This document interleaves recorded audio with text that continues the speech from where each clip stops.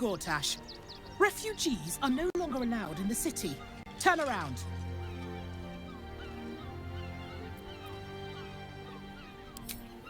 Well, do you have the means to support yourself?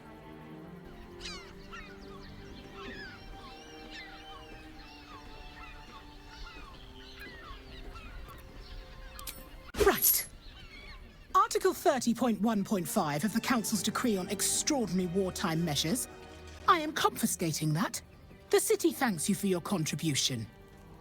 Your name?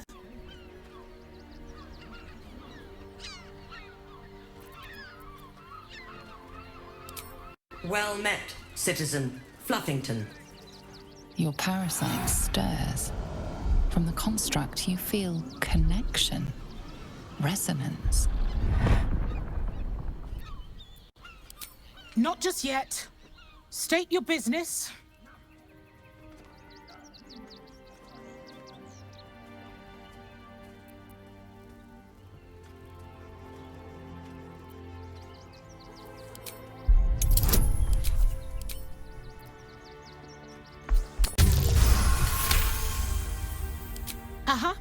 Eyes open, body still. The Watcher will communicate with our new intelligence directorate. They'll determine if you're a threat to the city. Upstanding citizens have no reason to fear. And you are an upstanding citizen, aren't you?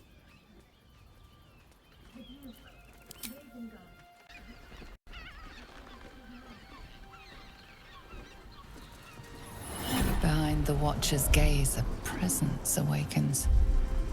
You are seen. You are known.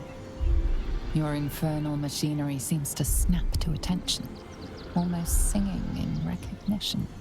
Your party's prior transgressions are reflected in its stare, as witnessed by the cult's ever-alert, scrying eyes. It has heard the howls of slaughtered goblins. The Watcher speaks directly into your mind with a voice like poisoned honey. You are marked for special treatment. Not simply an enemy of the people, but an enemy of the Absolute. Come quietly, or die. There is a moment's pause. The presence reevaluates you. Apologies, citizen. No offense intended. Welcome to Baldur's Gate.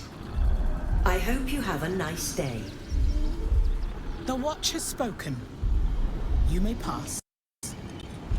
You must hear me, devil. I will do whatever it takes. Give you anything you ask.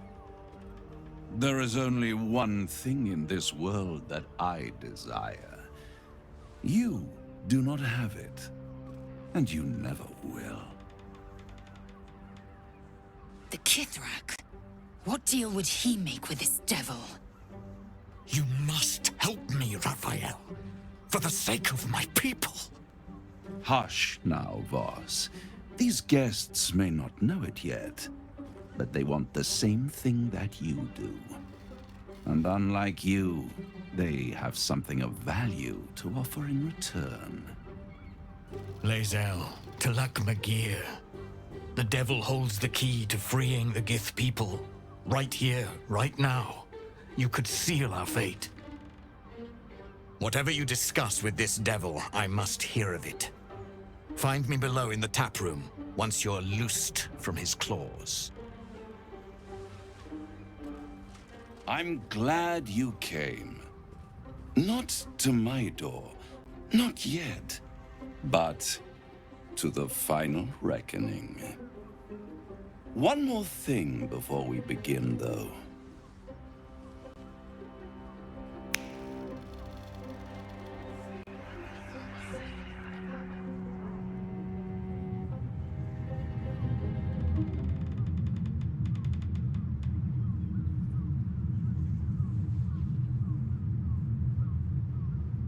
For the first time since the Nautiloid, your mind is clear. It's unsettling.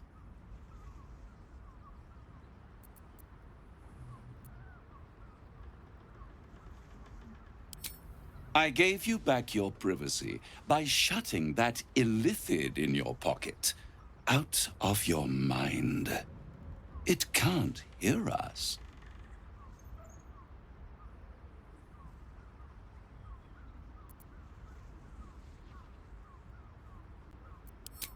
I'd ask you to be patient, but you've been patient enough. Now is the time to speak plain. I'll admit, you've impressed me. I wasn't sure you'd make it this far. But no matter how far you come, you're still on the road to ruin. A road that leads directly to a confrontation with the Elder Brain. At best, it will kill you and everyone else in this city. At worst, it will assimilate you, and you won't have enough free will left to even wish you were dead.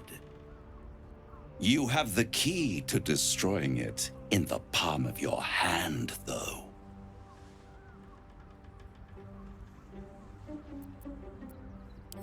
Very perceptive. Yes. I can give you the means to break him free. Speak, devil. We're listening.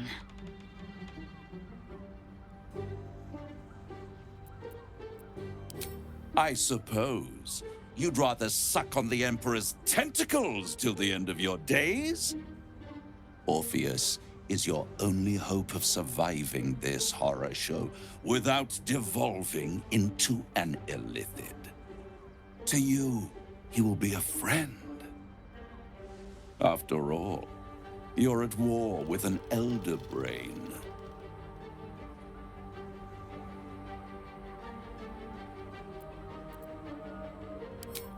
If I'd realized you were so gullible, I'd have tricked you into selling your soul for a pocketful of beans when we first met.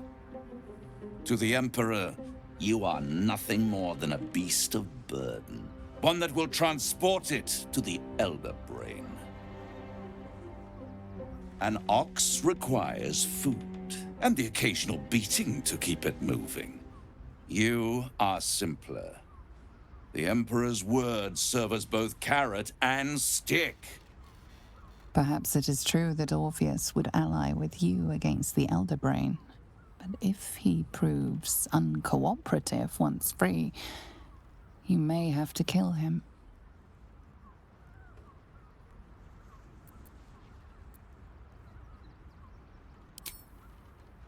I won't stop you. But time is running out. If you see reason, I'll be here, waiting. Right up to the moment the world ends. You are. I thought I'd lost you. Something was blocking me from hearing your thoughts.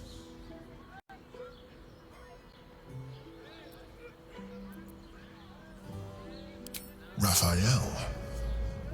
Well, thank you for your honesty. Of course, I should have known the devil would come sniffing. The stench of impending chaos is irresistible to them. And what did he want with you?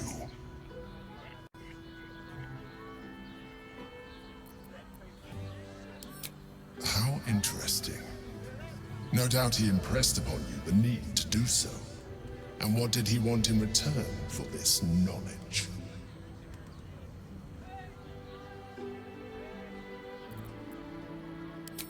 You feel the touch of the Emperor's mind peeling at the edge of yours, trying to gain access. Its thoughts slide into yours, turning through them like fingers, sifting for answers, which it finds. You're telling the truth.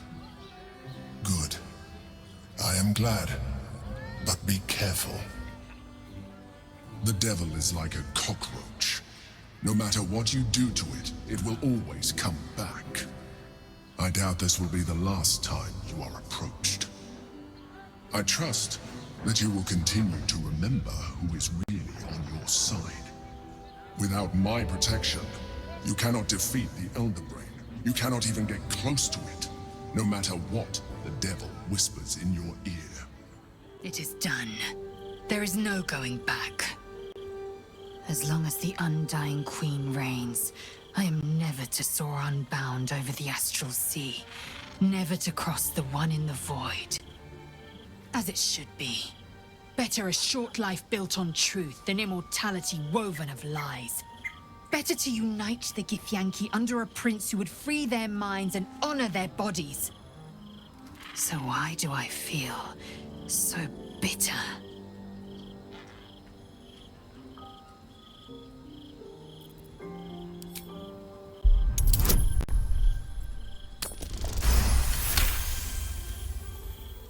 Loss. It permeates every corner of laezel's mind. Everything she knew to be true, every plan and aspiration she ever held has been painfully ripped away. Laezel's bitterness is born of sadness. She is mourning the loss of the person she once was, and can never be again.